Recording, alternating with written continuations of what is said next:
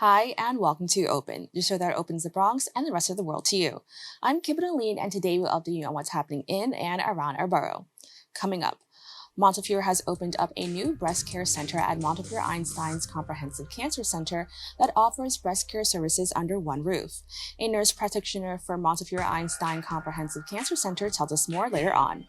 Then, one organization is on a mission to ensure that New York City residents have free access to at least 17 of our city's museums, zoos, botanical gardens, performance arts centers, and more. The founder of the Free Admission Campaign joins us in studio to give us more information. After that, CUEUP has come out with a community blueprint for outdoor dining.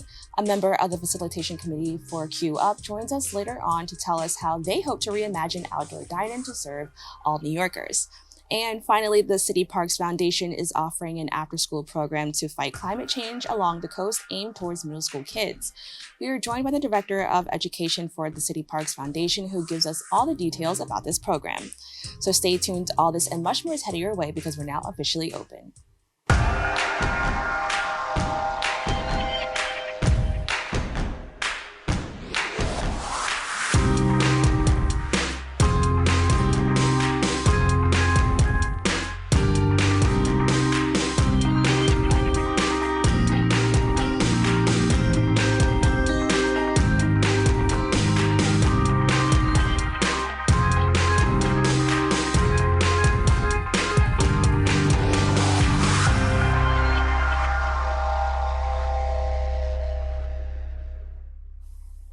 Hello, everyone. I'm Kibin Alleyne, and today is Tuesday, October 24th.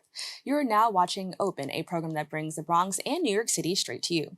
Don't forget to stay connected with us via social media at BronxNet TV. As we recognize Breast Cancer Awareness Month, Montefiore Einstein's Comprehensive Cancer Center launched a new breast care center located at 1250 Waters Place. Staffed by some of the country's leading breast cancer physicians, surgeons, and researchers, the center provides various services and resources. Nurse Practitioner for MECCC, Elaine Matos, joins me to discuss the new addition to Montefiore. Elaine, thank you so much for joining me. Thank you for having me. Now, can you tell us about the new breast care center at Montefiore Einstein? Yes, so we're very excited. The new Montefiore Einstein Breast Care Center is a state-of-the-art facility that offers breast screening, diagnostic testing, biopsies, and then consultations with all of our physicians. So surgery, medical oncology, radiation oncology, genetic testing, plastic surgery, all under one roof. Now, the new center aims to enhance access and provide more timely care, which upon reading that, I was like, oh, I could imagine how helpful that is just in general for any center. How will this assist in cancer screenings, outreach, and more? So the center is providing access to patients because, as I said, we're offering everything under one roof, and this is really shortening timelines to care for patients. So you can have a screening mammogram if there's a finding.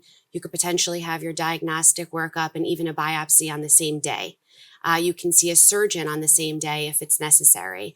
So this is allowing for the patients to have care and reach a diagnosis and start treatment much more quickly, which is super important when we're dealing with cancer. Now, with a goal of reducing late-stage cancers in New York, what are the benefits of having a center like this for Bronx patients? And I'm sure it's available to everyone, but I'm assuming that you'll mostly see Bronx patients? Yeah, so it's certainly available to everyone, and we do see patients from other areas as well.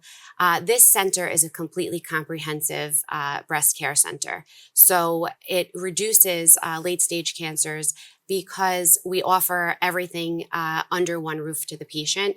So they can have screening, diagnostics, and treatment all at this facility. Now, I also just thinking about this. Can you just talk about in regards to stress, how helpful it is to have all of these, services and resources under one roof? So the diagnosis in and of itself of breast cancer is very stressful to a patient. And then the number of visits that it entails from the time of diagnosis throughout treatment can be innumerable. So by offering all of these services in one place, it allows for the patient to have multiple visits in one day. So they don't have to take off as much time from work, worry about childcare, and then also move through their treatment more quickly. We also have BOLD, which is Bronx Oncology Living Daily, as a psychosocial support to the patients in the facility. And these are cancer survivors that we can pair up with patients that are of the same age, ethnicity, and they can be a buddy to the patient and meet them at visits and offer support. And they have all different programs that they offer. So it's really amazing to be able to do this. And I'm so glad that you shared that with us because, I think initially just listening to this, you often just think about like the medical, like the body part of it, but we don't think about like the mental and how important and how useful it is just to have somebody who understands what you're going through and can like walk you through that as well. So thank you so much for sharing that. Can you Sure. just talk about like what you like most about having that available? So as you said, we often think about just the medical piece of it and treating the cancer, but we're really treating the patient as a whole. And the diagnosis is just so stressful to the patient, to their family. So Bold does all sorts of programs, meditation, yoga, events in Spanish, events in English, where the patient really gets to speak with other survivors. And it's so helpful to see somebody on the other end of it. When you're diagnosed, you sort of feel alone. And we provide this network of support to the patients. And it's a light at the end of the tunnel to say, this is where I'll be in 5 years. Now, can you tell us more about the on-site advanced diagnostic technology? Yes. So as I mentioned, the Montefiore Einstein Breast Care Center is a brand new state-of-the-art facility, and that includes all new equipment. So we offer 3D mammograms, which we know research has shown is better at detecting smaller cancers, particularly in dense breast tissue, that a two-dimensional mammogram may have missed. And aside from the diagnostic piece of the new equipment, we also offer a newer level of comfort. So some of these devices offer self-compression, where a woman can compress the breast tissue with a remote on her own. And of course, this is guided by a technologist. So we make sure that the tissue is adequately compressed for appropriate viewing of the tissue. But that's a piece of mammography that is traditionally known to be very uncomfortable, the compression. So with these new devices, we're allowing the patient to do it on their own, and it's more comfortable for them. Now, can you talk about screenings? What can people expect when they go to a screening? So at our recent screening event, which was very successful, we sort of open our doors to the community. So the screening event is available to the uninsured, the underinsured, or patients that are insured, but perhaps just hadn't had their screening mammogram that year. So we offer a screening mammogram. All of our team is there and available to the patients so they can have a clinical breast exam. They can meet with genetic counselors if it's appropriate for them. We have members of our Bold team, as I had said, that are there because sometimes just screening can be scary for patients. Right. So they're there to support the patients through. And then at that screening event, should there be a finding, we can set the patient up for diagnostic testing, biopsy if necessary, and should they end up with a diagnosis of breast cancer, plug them in immediately with our team to initiate care. That's what I wanted to highlight, that it's same day test results, which I think is so crucial. Just in our day and age, like we're just used to having everything fast. And I know that sometimes having to wait a week or anything longer can really like build anxiety for Absolutely. so many people. So it's really great to hear that it's same day test results. And I can imagine this is very beneficial for people from underserved populations. Can you just expand on how it could be beneficial to them? Yeah, so I mean, having access to screening mammograms, many people take for granted, but for an underserved patient population or for someone that's not insured or underinsured, the cost of having a test can be very worrisome. And so people forego it. And we know that screening and early detection saves lives. So having events like this where it's open to everybody and it doesn't matter if you're insured or underinsured, you can come and be screened. And should there be a finding, we have financial resources and people that are there to support you and get you through. And if you were diagnosed, plug you into the system and get you treatment quickly is so important to that patient population. Now, the World Health Organization found that 70% of premature cancer deaths among women are preventable. What does it mean to have a premature cancer death, and how are these deaths preventable? So preventing premature breast cancer related deaths is really done through early detection. And early detection is done through screening. So it is crucial that we provide screening for women because the earlier that we catch a breast cancer, we know that the prognosis is much, much better. And we can avoid treating patients with more aggressive treatments when the diagnosis is made earlier. Now, the center offers surgical and reconstruction care, which you kind of mentioned earlier. What do these services consist of, and what are some misconceptions women have about these services? So plastic and reconstructive service is part of the services that we offer. And that is for a woman that perhaps is going to need a mastectomy, so removal of the breast tissue. They can meet with a plastic surgeon, and that breast can be reconstructed either with an implant or autologous reconstruction, which is using tissue from your own body, like the abdomen, to then reconstruct a breast. And one of the biggest misconceptions that we see with patients is that they think that this is not covered by insurance because they see plastic surgery. But that's not the case. Plastic and reconstructive surgery related to breast cancer is absolutely covered by insurance, and all of the patients are entitled to see a plastic and reconstructive surgeon. The other misconception is that it has to be done immediately, because for some women, it's not a decision they're ready to make at that moment. And reconstruction can be done years later, and that is still covered by insurance. Now, when should women begin looking for signs and getting screened? So for screening mammograms, we follow the American College of Radiology's guidelines, and that is age 40 for a woman of average risk. For women that are at higher risk, either because of family history or genetic mutation, they're screened earlier, and that's a separate guideline that we would follow for those patients. As far as looking for signs, I think it's important that women are always familiar with their breasts and their breast tissue. If a woman feels a lump in the breast, if a woman notices changes on the skin of the breast, particularly around the nipple, so like a red scaly type rash, if the woman notices discharge from the nipple that's particularly clear or bloody coming out by itself, those are all reasons that you should make an appointment with your doctor immediately to be evaluated and then be referred for the appropriate imaging. Now, I also want to talk about, you said that sometimes based on genetic history or, based on what community you come from, screening may look a little bit different. Can you talk about the risks that Black and Hispanic women face in regards to breast cancer? Because I understand that it may be a little bit different compared to other groups.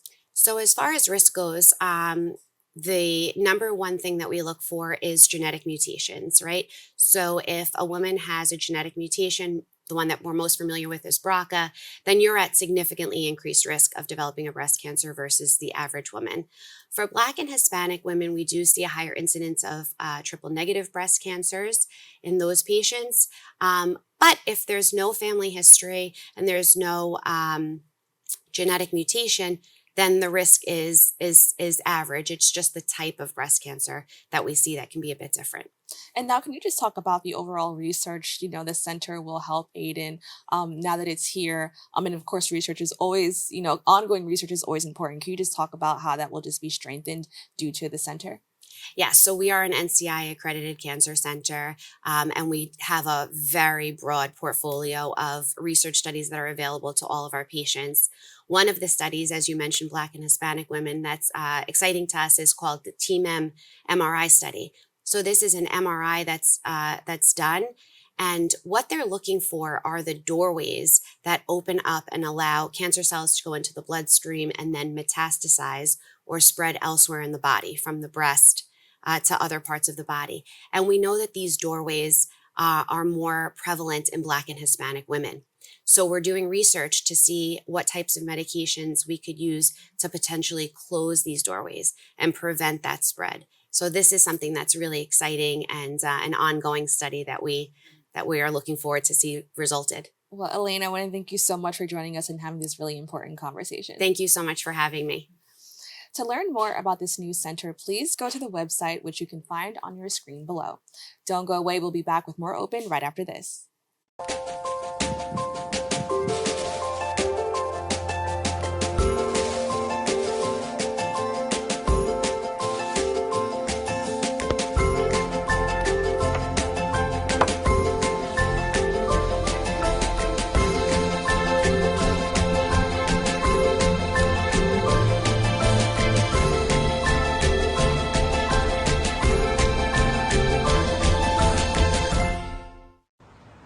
Even though we didn't grow up together, he's my favorite brother. Hey, sis.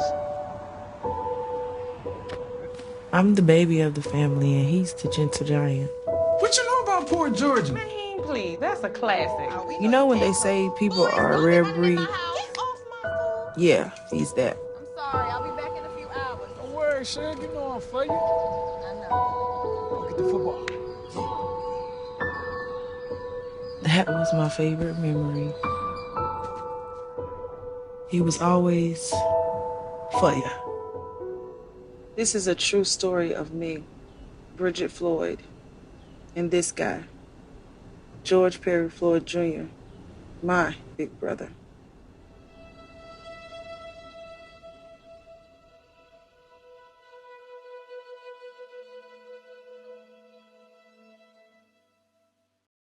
Welcome back. Across New York City, world-renowned museums, zoos, gardens, and more could be free to its residents, and according to some New Yorkers, they actually should be free. The organization Free Admission Campaign says due to leases, contracts, and state laws, these establishments must provide free admission to some or all New York residents. Pat Nicholson, the founder of the Free Admission Campaign, joins me to discuss the movement and the introduction of a new bill that would ensure free access for New Yorkers. Thank you so much for joining me. Thank you for having me. Now, can you just tell us about the overall, just the free admission campaign and pretty much how that started? Okay, so I'm now speaking in the 21st century in 2023, and the laws that control here go back to the mid-1800s. The laws generally are still on the books unrepealed, which led me to believe that these were laws that needed to be enforced. First codified and put in a way that New Yorkers could know about this information, and then have them enforced.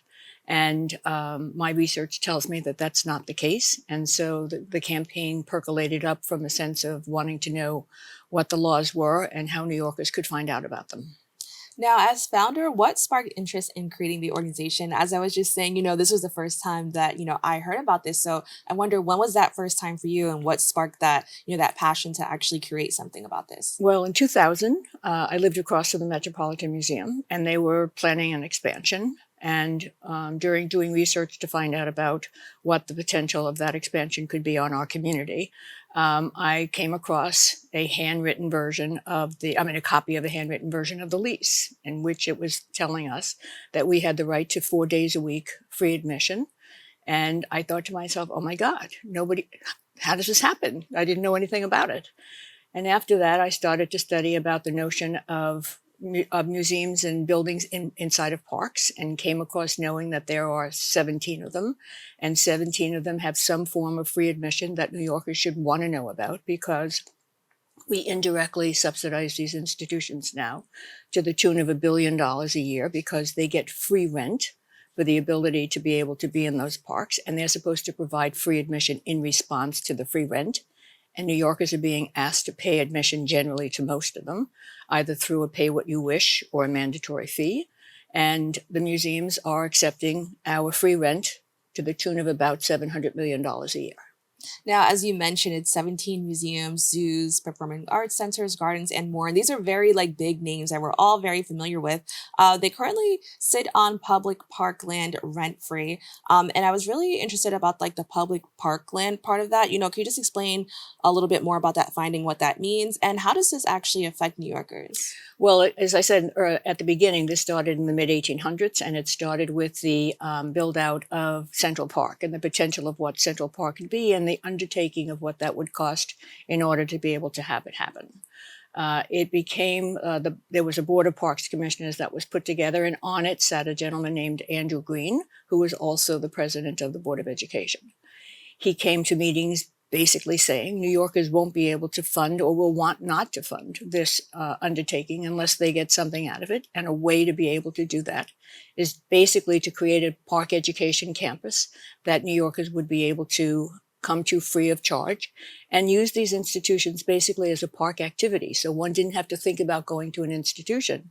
One went to the park and went to these extensions, buildings, with cultural artifacts that they could learn both as school children, as adults. And in the mid-1800s, obviously, there were very many immigrants to whom that was applicable. And so it was both a cultural component to it, and it was a business component because those adults who would be visiting these institutions would be the potential employees of those who would be bringing the artifacts and the collections to the public. Now, can you tell me about Bill A03059 and its overall goal? So the goal is to, so we're 150 years since these bills have been, most of this legislation has been enacted. So in 150 years, the city has gone through a lot of changes. And in the 1970s, the Metropolitan Museum began charging a pay-what-you-wish policy. Up until that point, almost all changes in what was occurring in these institutions happened through the New York State Legislature. In the 1970s, when the museum made its expansion, it became a local issue, and the Parks Department became a very big part to what the decisions making was going to be, and the Commissioner of Parks had a lot to do with that. So a lot of then the kind of control and the operation of how these museums would operate became local as opposed to statewide. So the goal of the bill is to put back to the legislature the ability to be able to codify what the actual facts of the laws are. And then from there, a report would be constructed to then be able to say, how are these institutions complying with the laws? How are they not? And then what should we do about it? Now, as mentioned, some of these institutions have founding leases that support free admission. However, I'm really curious to know, how were they able to get around this? Because as you mentioned, some of them are pay as you wish, but some of these institutions have very high prices and you must pay to get in. So how were they able to get around not offering free admission? So again, in some ways, it was because the state legislature was removed from being able to have the authority over it. And no one except right now, me sitting here, one of 12 billion people or whatever we are in the world, has access to this kind of information because I've created an archive about it. And so it was that once it came out of the legislature and became a local issue, local people, the museums, started to make contracts in order to be able to have themselves go forward. And in these contracts, they started to ignore the fact that there was state legislation that controlled and should have been attended to. Through FOIL, I have copies of some of those agreements, and I don't know whether or not they did their full due diligence in being able to assure the Parks Department, who is generally a party to the agreement, for the city of New York, whether or not the real research was done to ensure that the laws were being followed. And I have to say they're not, since they're not repealed and they still exist, and yet these contracts do contrarian things to what the laws are. Now, definitely, I'm so glad to have you here to talk about this because, as you mentioned, for many of us, this is the first time we're hearing this. Right. But a lot of news articles have highlighted admission and the fact that it's very expensive and how, the prices are continuing to rise. What impact does this have on New Yorkers who are already facing several financial difficulties? Well, again, from the from an access and equity viewpoint, that's how I'll approach this particular question. As I said, these institutions were to be park activities. So for a New Yorker going to these institutions, we shouldn't have to stop and think and go to our pocket and say, what do we come up with? We should basically have a culture card, something like a library card.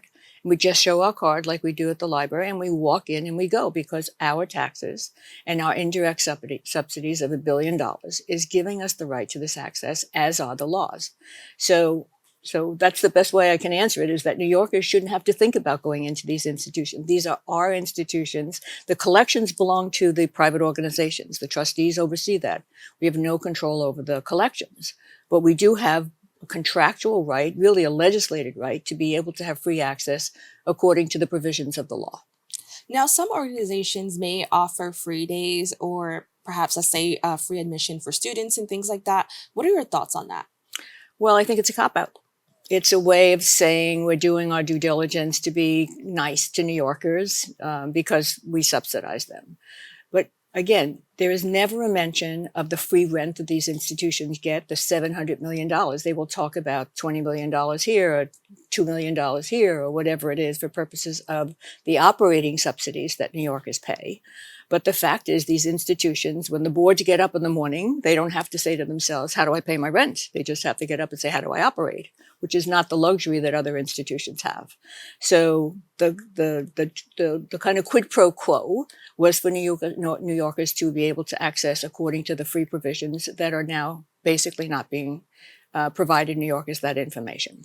Now, how could free access of these institutions benefit New Yorkers? Of course, financially, and many of them are very educational. But I also want to focus on like quality of life, because like when I think about days that I go to the zoo or the museum, I'm like, today was a good day. So how could this enhance the quality of life? By having it free. So again, I would basically say, you just said when I think about going, the notion of not having to think about going, just going. And in a lot of ways, that notion of the dollars that have to be spent makes people, New Yorkers, not even think about, can I even have the opportunity to go to this place? They sit back and they say, we can't afford to go. And so let's look at our screens. That's how we'll take a virtual visit. Well, that's, again, New Yorkers are entitled to this by virtue of laws. If this bill passes, it's a study bill. If this bill passes, it will allow for the actual operational people to get involved, to say, this is what those laws allow you to do, New Yorkers, and thank you very much for your $1 billion. I mean, we appreciate that that's what you're doing. We are the biggest benefactors of these institutions. Nobody says that about us. That's who we are. Now, what can New Yorkers do to support the passing of this bill, or also just to get the word out? Well, fortunately, this is one, certainly for the Bronxites. The notion of, the best that can be done is that all New Yorkers get in touch with their representatives and say, we want this bill passed. Actually, we insist that you pass this bill because it's a study bill. This doesn't cost anybody anything. This is something that basically will put in one place, finally, after 150 years, what it is that New Yorkers have a right to, and then who's complying with it, who's not, and what should we do about it. And have you found support maybe from other organizations or just, maybe notable people in the community that have heard about this and decided like, yes, this is something New Yorkers deserve? Look, some of these institutions are very powerful institutions. Not everybody wants to have their names out there. And I'm not going to say to you that I can say to you, yes, that there are folks clamoring down my door.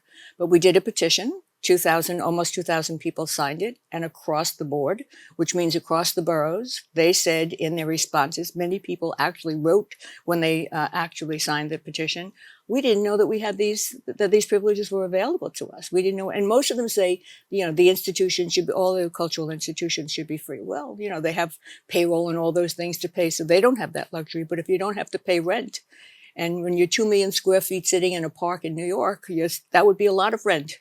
And New Yorkers could do a lot of money with that, a lot of things with that money. And we're doing this. We're supporting and subsidizing them. We should be able to visit them. We should be able to go there. Well, Pat, I want to thank you so much for joining us and having this conversation. I really learned a lot, and I'm sure that so many New Yorkers listening are probably going to learn a lot as well. So thank you for joining us and having this conversation. Again, thank you for letting me speak. To learn more about this fight, please go to the website at www.nyers.freeadmissions.org. And you can follow them on social media at NYERS Free Admission. Stay tuned. We have more open for you right after this. Where did the time go? I don't know how I got here. You've done the hard part. You quit smoking. Now do the easy part and get scanned for lung cancer. If you smoked, you may still be at risk, but early detection could save your life. Talk to your doctor and learn more at savedbythescan.org. I know what you're thinking. I need a job. Well, I've been there. I've been there. But you gotta keep going. You just need the right skills. Find an apprenticeship. I found a course online. You can do this. You will find something. You will find something new.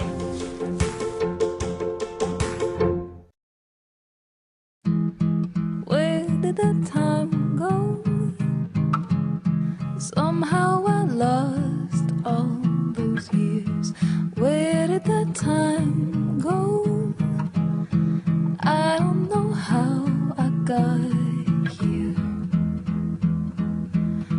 How did I get here?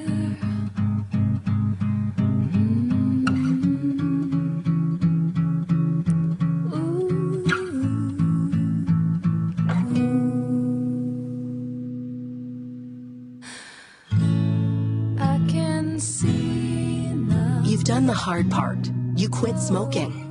Now do the easy part and get scanned for lung cancer. If you smoked, you may still be at risk, but early detection could save your life.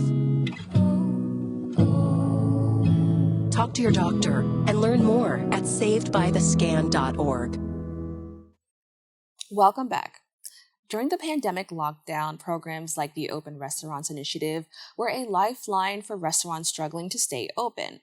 However, over 2 years later, organization CUEUP warns that unregulated expansions could endanger residential neighborhoods and small businesses. Stuart Waldman, a member of the Facilitation Committee for CUEUP, joins me to discuss this concern. Stuart, thank you so much for joining me. Thank you for having me.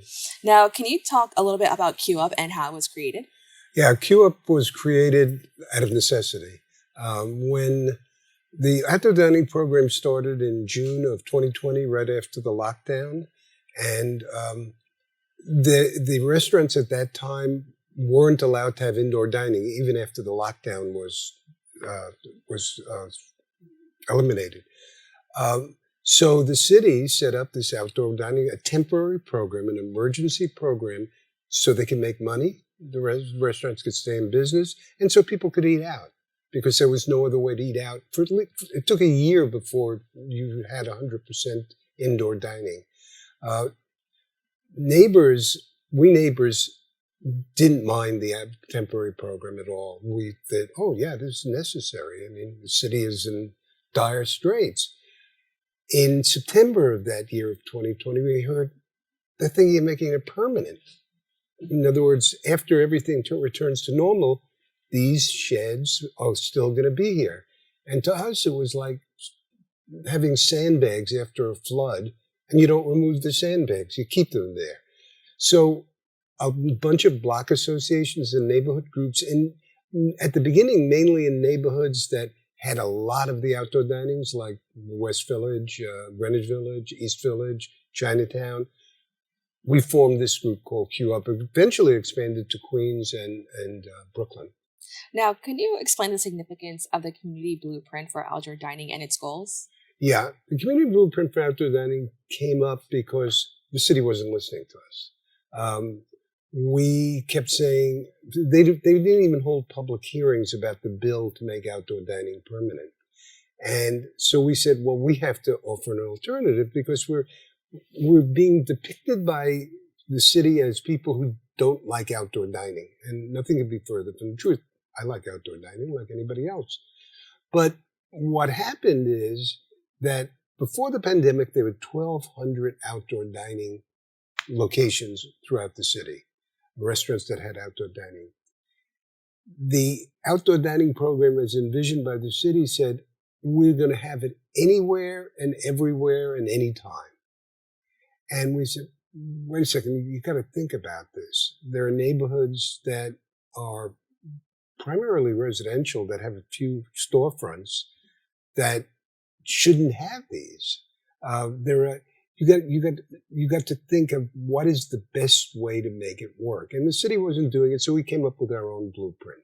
And in our blueprint, some of the key items, we want to get rid of the roadway sheds, the outdoor dining sites that are in between parked cars, eating in between parked cars, which before the pandemic, people would say, what are you, crazy? Having a picnic between parked cars? So that we felt, there's something like 50% of the 13,000 outdoor dining sites were in between parked cars. And we said, well, they cause 95% of the problems because for example, I live in Greenwich Village, and in my block we have 5 outdoor dining sites, and each one can't be moved. Like a car is moved to the alternate side, can't move it. So my street hasn't been fully swept for 3 years and will never be fully swept because these big sheds stay there, immovable, and you can't clean. That causes trash, which causes rats. There's a lot of rats because it's a heaven for rats. They can hide underneath the sheds. There's food. It's like a hotel. So we figured you get rid of that first. And still, in our blueprint, we are expanding. We have room for expansion from 1,200 sites to 6,000, 5 times. But the hospitality industry, the restaurants, want it everywhere and anywhere because they're fairly greedy. Yeah, I'm so glad that you pointed that because I noticed that like when you said that, I'm like, you know what, it actually makes sense. Maybe that is why we're having so many rats because we're eating outdoors more. Because I'm sure like it's been a problem for New York forever, but Yep. it seems like we're focused on it a lot now because it's probably the issue has been heightened, and I could imagine that's part of the reason why. Now I'm curious to know like what are your thoughts on basically in some areas where there's been like abandoned sheds due to outdoor dining. They're not necessarily using it anymore, but do you think that could be contributing to the problem or maybe a concern that you have about outdoor dining? It's a concern, but to me, it's not the major concern because abandoned shed is unsightly. It's terrible. It's ridiculous that the city leaves them there, but that's one of the problems. A restaurant goes out of business. Who's responsible for getting rid of it? And so the city is really slow. To me, the real problem is the sheds with people in it because there's noise.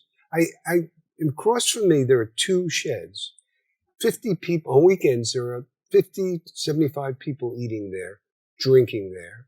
Now, before the pandemic, if you had 5 people drinking in your neighborhood, it would be called drunk and disorderly. Now, if 75 people drink $100 bottles of wine, it's called outdoor dining, and it's very noisy. Now, can you discuss the importance of regulating the outdoor dining program and what would that look like? Well, right now according to the law that they've just passed, it's in the hands of the Department of Traffic, the DOT. The DOT is not equipped to do this. Before the pandemic, Department of Consumer Affairs ran it. They ran it fine. We had no complaints. There were places in my neighborhood, never heard a complaint about outdoor dining. The DOT doesn't know how to do this. They've done it for 2 years. They've done a miserable job. And they don't have enough people. They're talking, right now, as I said, there are 13,000 sheds. They're talking about expanding it without hiring one more enforcement agent. And there's no enforcement, and there can't be any enforcement. Now, the coalition highlights the importance of allowing community boards to do their job. Can you just elaborate on, why this aspect is crucial and what is their job in this regard? Well, a community board is the closest representative to the people of a community. They are not elected, but they're appointed by elected officials. So it's democratic. You elect an official who appoints a council member, borough president who appoints a member of the community board. Here is where you can go and give your complaints. Here people can hear you. And while their resolutions are only advisory, they are important so you can hear it. So we feel that restaurants should appear in a timely manner, giving community boards enough time to consider, is this right? Is this site right? It's next to a lot of residents. There's never been a restaurant there. Restaurants are taking over small businesses because if you're a landlord and you want to charge a lot of money, well, if I rent to a dog grooming place, let's say, they don't make that much money. But restaurants sell alcohol. Alcohol, the profits are high. In my neighborhood alone, in the last 5 years, former businesses that weren't restaurants have gone out of business and have been replaced by a restaurant. In my street alone, I say 1 little block, 10 storefronts have become restaurants. Now, how does CUEUP envision the rebuilding of New York City for a post-pandemic and climate-friendly future? That's a big question. We would like, as I said, we have nothing against outdoor dining. Our vision about outdoor dining is that it should be tables and chairs on the sidewalk in front of the restaurant with enough room for people to walk by. Right now, sometimes they're right on the curb. There should be no sheds. We don't care if the sheds are replaced again by parking spaces, although it would be a great opportunity to have little parklets, to have more bike parking, more city bike. You could expand everything, replacing this profit-making business with stuff for everyone. Because there are close to 9 million people in the city. The median household income in New York is under $70,000 a year. Most can't afford dining out a lot. This is a program for tourists and the people who have money that can afford restaurants. Now, CUEUP works in collaboration with other organizations around the city. What role do these alliances play in advancing the future of outdoor dining policies? Well, we represent something like 30,000 people through various organizations. There are block associations, there are citywide organizations, and we feel we should really have a big role. But right now we don't. Right now, the reimagining of the future of New York City is in the hands of lobbyists. This outdoor dining bill was created by lobbyists who were paid a lot of money to advance their bill, and the city council really didn't listen to us. As I said, they didn't hold a public hearing. They refused to have an environmental impact study, which is essential. An environmental impact study isn't just about pollution. It's about your lived environment, traffic, noise, stuff like that. And they refused. We're in court with them now, and we're confident we're going to win. Now, what steps can New Yorkers take to support CUEUP's mission and goals for outdoor dining policies? As I can imagine, this is affecting a lot of different neighborhoods, and it could be causing a rift between, the relationship between the neighborhood and the people who are going there. So what can New Yorkers do?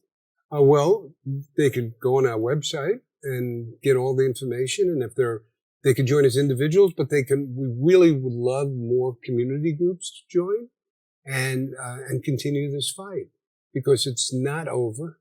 We're not going away, despite what the restaurant industry wants. Right, and I'm actually glad that you brought up like a few things that I never thought of before, because as somebody just like maybe on the outside, I don't have a lot of restaurants in my neighborhood. It seems like a great idea, and it's always like brought as like a really amazing, great, like vibrant idea to the city. But to hear, especially the rats part, that part stuck out to me a lot. To hear other concerns about it, I just thought like, oh, wow, this is something that we're not really thinking about and how it's affecting people in the neighborhood specifically. If you can quickly just tell us, like, what that experience is like for people in those neighborhoods. Yeah. If you're dining in a shed, look up at the windows. See that there are people there just like you. Some of them have children. Some of them are older like me. They want to sleep. And as your group is singing happy birthday at the top of your lungs, consider what that does to the people. Consider yourself in that window. And I really feel if when I dine outdoors, I make sure to dine in a place that doesn't have a shed and doesn't have a lot of people around it, because I know the problems it causes. It's not a problem like, affordable housing. It's not a big issue, but daily living with trash, living with rats, living with noise, living with traffic gets on you. Right. And the city should really pay attention to that. And they're not. They're paying attention to what the businesses want, what a particular business wants. Well, I want to thank you so much for, sharing these concerns with us and kind of opening our eyes to this issue. No, thank you for listening. To learn more about CUEUP Community Blueprint for Outdoor Dining, please go to their website at www.cueupny.com/communityblueprint. We have to take a quick break, but we'll be back right after this. One of the deadliest mass shootings in U.S. history at Post Nightclub in Orlando. Walking into the building for the first time after the shooting, it was crippling, but it had to be preserved. If you're an ally of this community, speak out. There are more of us together than apart. It is the power of love in its rawest form.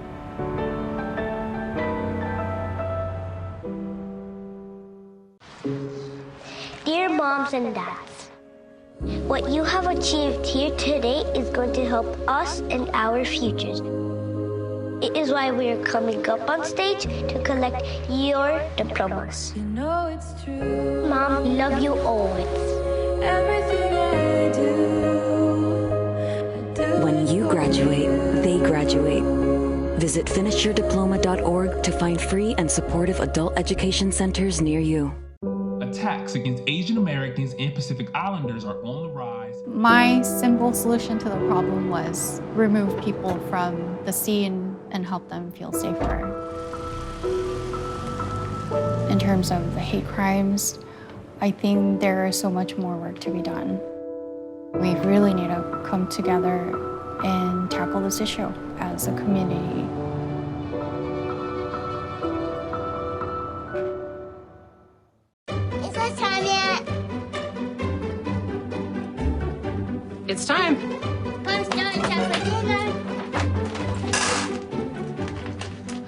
Oh, terrific.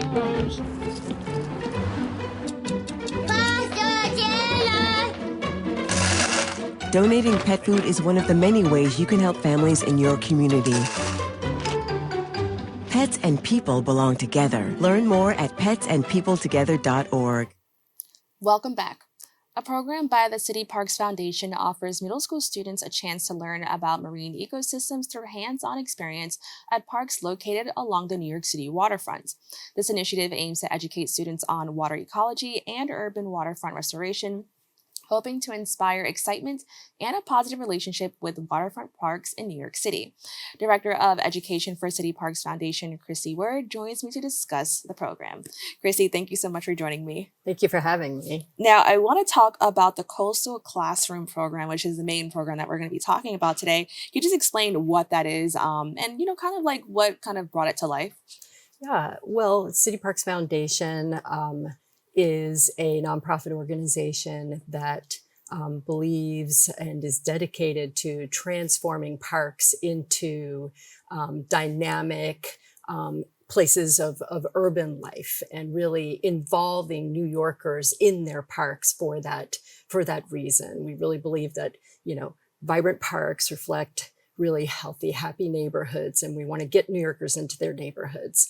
So City Parks Learn, which is our education division, operates a number of different programs, including Coastal Classroom, and we focus in each one of those programs on those types of parks. So Coastal Classroom operates in shoreline parks and engages young people in particular, but adults as well, in understanding their parks, the marine resources, and also on water recreation and workforce opportunities. That's amazing. So why did the City Park Foundation come up with this program, but especially for children? Because I think that's the part that stands out to me the most. You said there are, opportunities for adults. And I think for a lot of people, when you become an adult, you think more about, the world around you. But, can you talk a little bit and highlight the importance of having it available for kids? Well,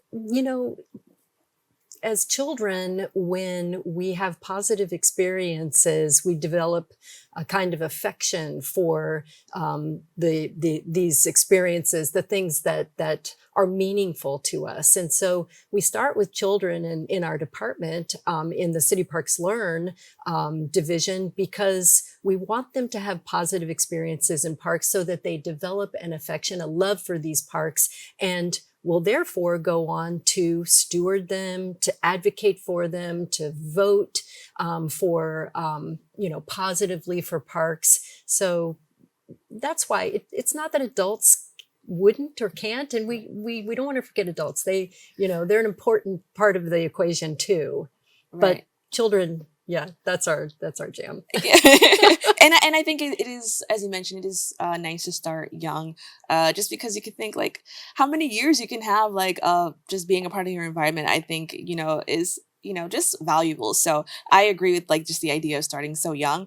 And I also want to expand on the need for programs like this, because a lot of children do have this interest and in the world around them, specifically in STEM. Can you just talk about the importance of having these programs, especially environmental science, and having STEM based programs for children in New York City and urban areas?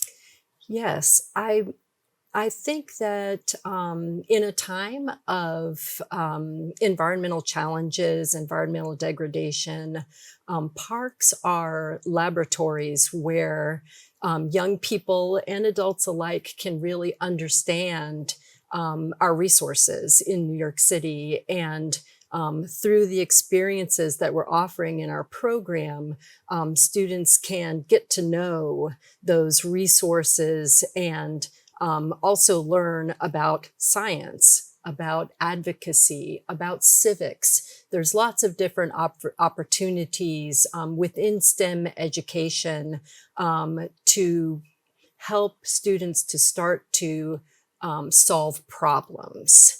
And so that's kind of where we start in Coastal Classroom, is with the experiences, as I mentioned, hopefully positive experiences, 100% they're positive experiences.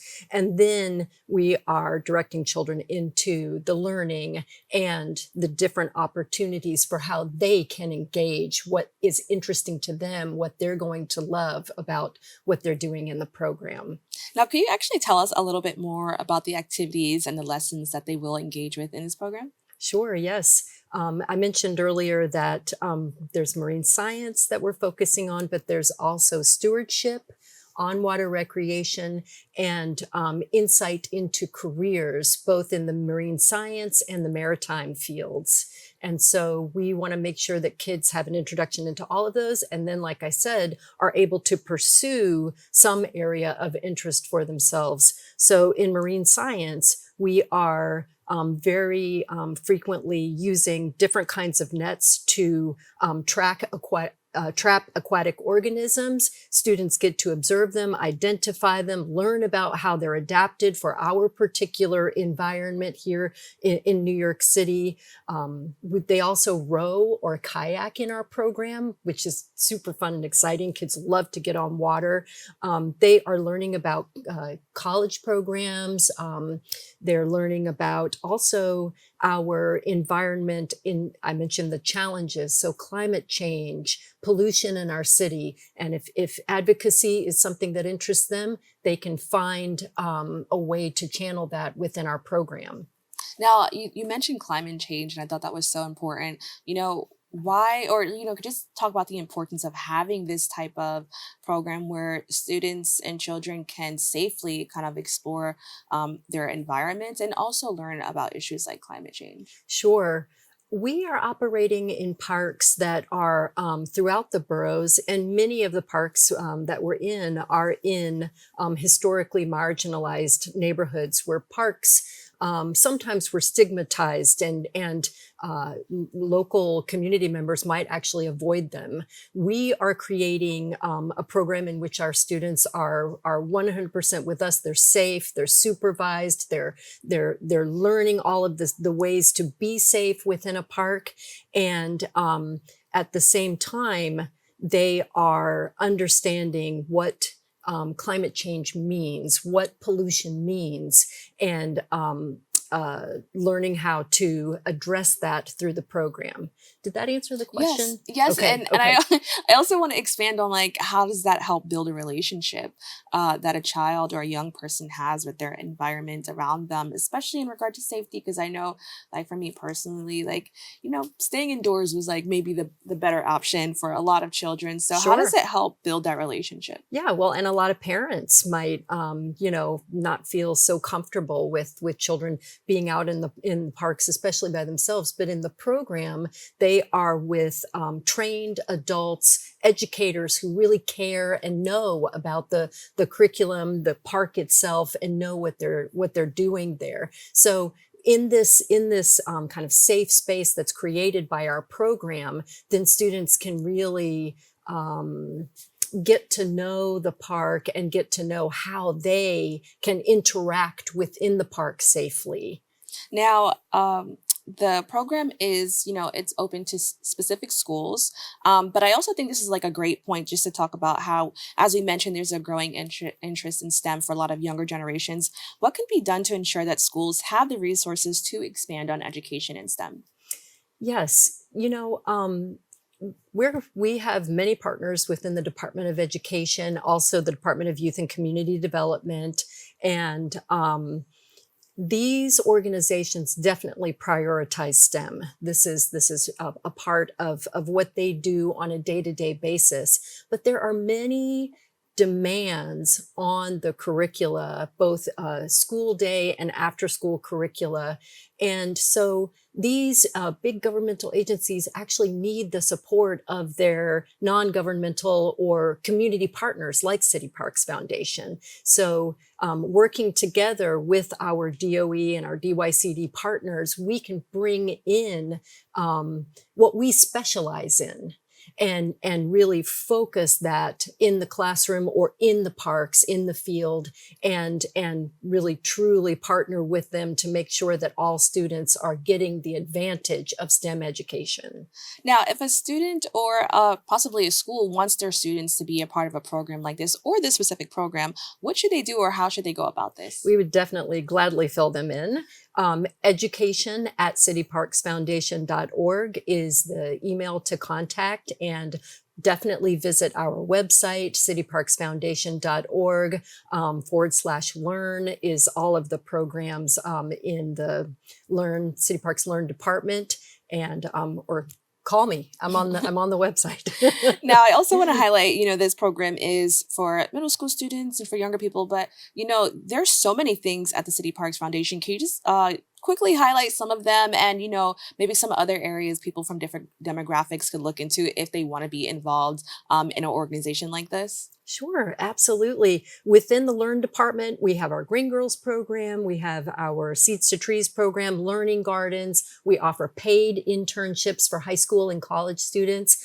Broadly at City Parks Foundation, we offer community building through our Partnerships for Parks division, which serves thousands of people every year, gets them into their parks and empowers them to activate and program and take care of their own parks. We have sports programs through City Parks Play, that's tennis and other golf, other sports. And we also have, of course, our arts program, which is Summer Stage, once again, in all 5 boroughs, where New Yorkers benefit from free dance and music programs during our summer season. That's amazing. And I love that there's something for everybody here. Like just hearing that, I'm like, oh, I think I would also like to do that.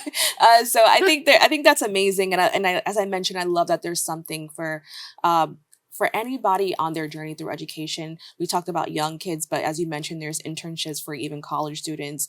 So I think that's amazing. And if you are a college student, please, look it up. I know how important internships are. So I just want to thank you so much for joining us and, sharing all of this with our community. Thank you. We're grateful to work with the community of New York City for sure. For more information about this program, please go to the website www.cityparksfoundation.org/coastal-classroom. We've come to the end of our show today. I'd like to thank all of our guests for joining us and you, the viewers, for tuning in. If you miss any part of today's show, you can catch the weekly cast at 5 and 10 p.m.